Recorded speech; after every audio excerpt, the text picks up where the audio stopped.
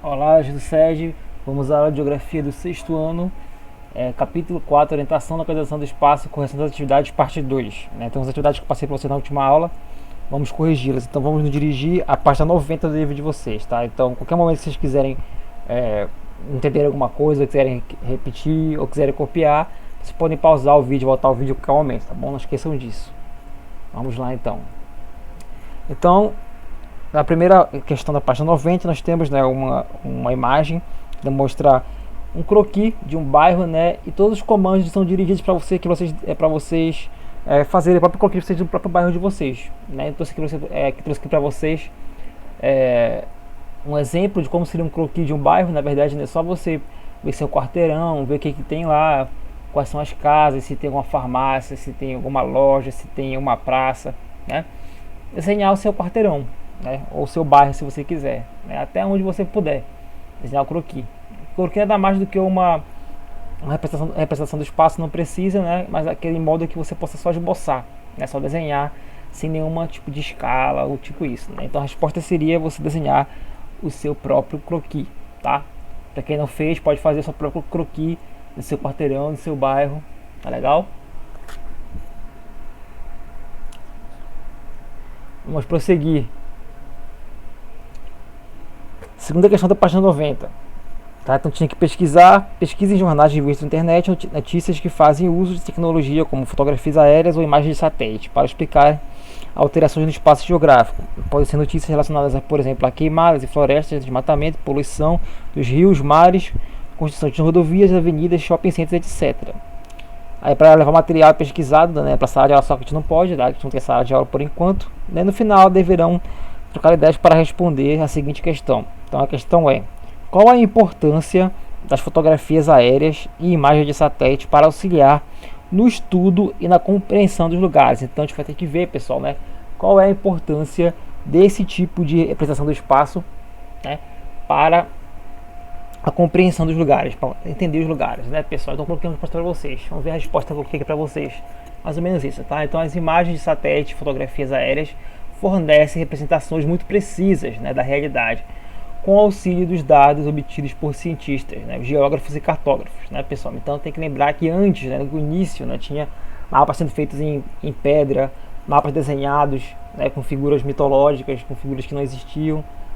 Depois teve mapas postulados, aqueles que já tinham cálculo de escala, né? Depois tinha os mapas mais avançados ainda. E hoje, pessoal, tem mapas que são fotografias realmente da realidade, né? Então o cálculo é feito em cima dessa própria realidade, né? A fotografia, a foto aérea e foto de satélite, né, elas tiram uma foto da realidade no grande espaço, porque o avião está lá no alto, o satélite mais alto ainda, né? Então uma representação muito precisa para depois fazer os mapas a partir deles, né? Então o geógrafo vai lá, estuda o que está acontecendo, fenômeno da população, fenômeno natural, fenômeno da indústria, né? Seja o que for, em cima desses dados que ele estudou, vai fazer o mapa de acordo com a foto aérea ou com a foto de satélite, né? O cartógrafo também é aquele cara que vai fazer os cálculos, né, da escala, vai medir tudo certinho para a realidade estar precisa, né? Para aquela realidade estar representada de maneira precisa. Então, pessoal, a importância é essa, né? A foto aérea e a foto de satélite, né, ela dá uma representação muito precisa, né? Muito mais do que fosse desenhado como era antigamente, tá bom? Terceira questão da página 90, né? Observar a imagem que temos lá, é uma foto de um menino, né, tentando se orientar pelo sol, tá? Então observe a ilustração e identifique os erros, justifique suas respostas no caderno, né? Então tem vários erros, pessoal, tá? Primeiro erro, né? Primeiro erro é que na foto a sombra do menino está para o lado direito, quando o sol está para o lado direito. Você sabe que o sol faz uma sombra do lado oposto, né? Então você tem o sol de lado que é sua luz, do outro lado vai ter a sombra das figuras, no caso do menino, né? Então de acordo com a posição do sol, está escrito lá na figura período da manhã, nesse período da manhã o sol está nascendo, né? Então a posição do sol está a leste, né, pessoal? A sombra do menino está a oeste. Só que não acontece isso, né? A sombra está do mesmo lado na imagem do que o sol. Deveria estar ao contrário. A sombra deveria estar do lado oposto do sol. Tá? Esse é o primeiro erro. A terceira questão. Vamos prosseguir. Segundo erro da terceira questão. O ponto cardeal oeste, né, que está apresentado por Euró na imagem, está na posição errada, está na mesma direção do sol. Mas a gente sabe que está no período da manhã, o sol nascente. Então, a direção que indica o sol nascente é o leste. Então esse oeste na imagem deveria estar do lado oeste, do lado direito do menino, né?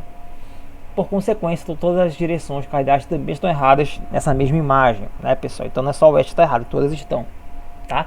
Então o oeste está errado, onde o oeste é o leste, né?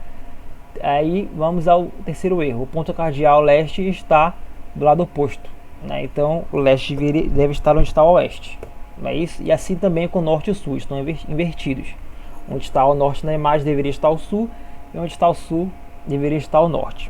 Tá, pessoal? Então são esses todos os erros dessa figura aí, né? Primeiro a sombra, depois a posição dos pontos cardeais, que estão incorretas, tá, pessoal? Escrevam isso lá na caderna de vocês para quem não consiga achar todos os erros, tá bom? Vamos continuar. Tá? A questão 4 e a questão 5 da página 91, né, se baseiam nessa imagem aqui do planisfério, né, onde tem os pontos 1, 2, 3, 4 e 5, né, com ênfase no ponto 1, tá bom? Vamos lá, a quarta questão, né? A 4 e a 5 elas são questões de marcar, mas você deve achar incorreta e escrevê-la corretamente, tá bom? No seu caderno. Vamos lá então, na quarta questão. No ponto 1, indicado no planisfério acima, né, há um navio carregado com lixo tóxico que será lançado no oceano, né, poluição gravíssima. Os demais pontos 3, 2, 3, 4 e 5 indicam no planisfério o local onde estão situados barcos de ONGs, né, organizações não governamentais, pessoal. Não são aquelas organizações que, sem ajuda de nenhum governo ou empresa, né, procuram proteger a sociedade ou o ambiente, tá bom? Então, com o grupo de ecologistas que pretendem interceptar o navio e impedir o lançamento de lixo tóxico no oceano. De um avião, de uma ONG, avista-se o referido navio. Desse avião, uma mensagem de rádio enviada para os barcos, né, informação sobre o oceano e sobre as coordenadas geográficas onde está o navio, né, o ponto 1, que precisa ser transmitida aos barcos, né? Então ele quer saber qual é a localização do ponto 1 de acordo com as coordenadas geográficas, né, paralelos e meridianos, latitude e longitude. Então ele fala na letra A, Oceano Pacífico, tá, o oceano correto, tá lá, Oceano Pacífico, 20 graus de longitude norte, certo, e 140 latitude leste. Não, pessoal, não pode ser porque ele está na latitude oeste, ele está a oeste do meridiano de Greenwich, então ele deveria estar, sua latitude deveria ser oeste, tá bom? Oceano Atlântico já está errado. Letra C, Oceano Pacífico, certo, latitude 20 graus norte, certo, tá certo aí, pessoal, né? Tá 20 graus ao norte do Equador e a longitude 140 graus a oeste. Então, pessoal, a letra C é a correta, tá bom? E a letra D porque já está errada, o Oceano Índico já está errado, não está no Oceano Índico não, está no Oceano Pacífico, tá bom? E é isso, tá? Ele tá falando aqui que está na latitude sul, também está errado, e latitude e longitude leste, também está tudo errado, tá? Lembrando que latitude só pode ser norte e sul, longitude só pode ser leste e oeste, tá? Então, a correta da quarta questão é a alternativa C, né? O ponto 1 está assinalado no paralelo 20, relação ao norte do Equador, e no meridiano 140, né? Sua longitude é 140 oeste do meridiano de Greenwich, tá bom? Essa é a resposta, tá bom? É a quarta questão, letra C. Aí você pode copiar no seu caderno, tá? A resposta eu coloquei aí no quadro, aqui no material para vocês, tá bom? Quinta questão, né? Também observar a mesma imagem. Então, os ecologistas pretendem que um dos barcos das ONGs, o mais próximo do navio, siga na direção dele para interceptá-lo, né? Para impedi-lo. Considerando a posição do navio ponto 1 e as posições dos barcos pontos 2, 3, 4 e 5 indicadas no planisfério, pode-se afirmar que o ponto do oceano onde os barcos se encontrará na direção que ele seguiu, né? Então ele quer saber qual navio, qual ponto está mais próximo, né, pessoal? Então você vai ter que medir, né, a distância paralelas e meridianos para poder ver qual é o ponto mais próximo, né? Se você perceber, você vai ver que o ponto mais próximo é o ponto 5, pessoal, tá? Porque o ponto 5 está, apesar de estar do outro lado do planisfério, lembre-se, uma representação da Terra, e a Terra é redonda, né? Então ela está a apenas 40 graus, né? Se você contar, ela está a 4 paralelos, né? Ou 4 meridianos, né? E está no mesmo, na mesma latitude, latitude 20 graus norte, e está a 4 paralelos, desculpe, a 40 paralelos, né? 40 graus né, de distância a oeste do mesmo ponto, né? Então o ponto 5 é a letra C, né? O ponto 5 no Oceano Pacífico em direção a leste. Se ele for a direção leste, né, com uma terra redonda, ele vai chegar no ponto 1, né? E do ponto 1 ele está a 40 paralelo, a 40 meridianos, tá? Do ponto 1. Essa é a resposta. Então olha lá.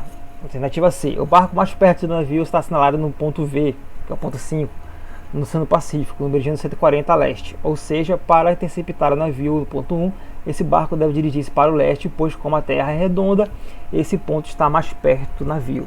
Tá bom, pessoal? Não esqueça que a Terra é redonda, né? Abaixo os terraplanistas. Vamos prosseguir agora lá para a página 96. Né? A gente vai ter que ler alguns textos que nós temos na página da página 93 até a página 95, né? Responder as questões da página 96. Tá bom? Para quem não respondeu, responda agora, veja a correção depois. Página 96, primeira questão. Qual a importância das imagens de satélite e das fotos aéreas para o conhecimento do espaço geográfico? Use as informações descritas nos textos anteriores para responder, né? Então você vai ler os textos e, de acordo com eles, vai responder essa questão, né? Qual a importância, de acordo com o texto, né, das imagens de satélite e das fotos aéreas, tá? Para o espaço geográfico, olha lá. Então, por meio das imagens de satélites e fotos aéreas, podemos obter informações precisas e detalhadas sobre a superfície terrestre, né? Como com essas informações é possível fazer registro de tsunamis, por exemplo, né? Aquelas grandes ondas que são provocadas quando acontece um terremoto no solo oceânico, lá na superfície oceânica. Também quando cai algum meteoro muito grande. Tsunamis e avaliar a consequência no espaço geográfico, né? Avaliar, por exemplo, onde essa tsunami vai atingir, né? O que ela pode destruir, cidades, fazendas, o que for, navios, ilhas, né? De acordo com o texto 1, né? Lá a gente vê essa realidade, né, através das fotos de satélite. Depois disso, fiscalizar o desmatamento ilegal no território, obtendo rapidamente informações de grandes áreas, né? Como a gente viu no texto 2, tá bom? Então, são essas informações que a gente tem no texto 1 e texto 2 sobre a importância das imagens de satélite e também das fotos aéreas, né, falando de cartografia, a representação do espaço, né, os mapas. Vamos agora à segunda questão da página 96. Justifique a afirmação. As imagens de satélite e as fotos aéreas são atualmente muito importantes para a cartografia, tá bom?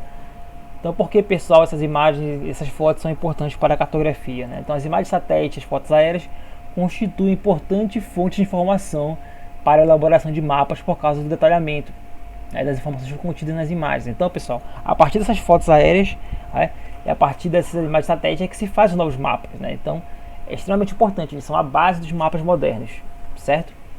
Informações contidas nas imagens, que possibilitam confeccionar cartas de mapas, né, mais próximas da realidade dos acontecimentos, né? Então é quase uma foto, quase uma realidade total, tá bom? Vamos lá para a última questão de hoje, terceira questão da página 96. Dê um exemplo de como as imagens de satélite e as fotos aéreas podem nos auxiliar na orientação e localização do espaço. De acordo com os textos, podemos utilizar essas imagens para nos orientar por meio dos pontos de referência, como avenidas, clubes, shopping centers, estradas de outros elementos de paisagem, podem ser identificados nas fotografias ou imagens de satélite, né? Por exemplo, eu quero ir para o shopping Castanheira, né? Aí eu vou procurar no Google Earth, né, onde é que ele fica. Aí eu vejo que ele fica próximo de outra loja que eu já fui com a minha mãe e com meu pai, né? Então, essa outra loja pode ser o ponto de referência que você conhece, né? Ou fica próximo à praça Batista Campos, que fica próximo para o shopping Pátio de Belém, né? Aí, então, essa praça vai ser o ponto de referência. Você vê a praça lá na foto de satélite e vê que o shopping é próximo dessa praça, né? Então, assim você pode se localizar e se orientar através das fotos de satélite, das fotos aéreas, tá, pessoal? Então, por hoje é só, pessoal, tá? Até a próxima aula de geografia, onde a gente vai ter uma matéria nova, tá? Então, obrigado, né? E até a próxima aula de geografia.